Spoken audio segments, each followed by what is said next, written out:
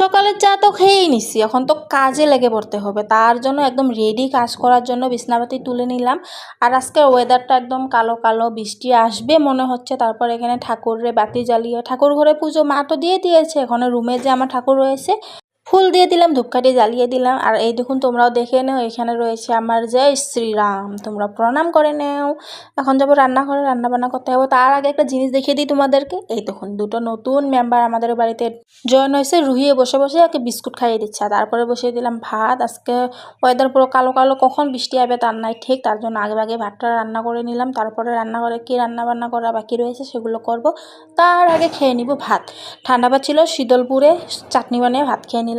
আর এই কচুটা কার কার আছে জানিও, এটা অনেক টেস্টি লাগে। আর বলতে বলতে এই দেখুন বৃষ্টি স্টার্ট, একদম উঠোন আমাদের ভরে গেছে জলে। জলের পাইপটা ছোট, তার জন্য জলটা পাস হতে একটু টাইম লাগে। তো চলো আজ তাহলে আসি, দেখা হবে নেক্সট ভ্লগে।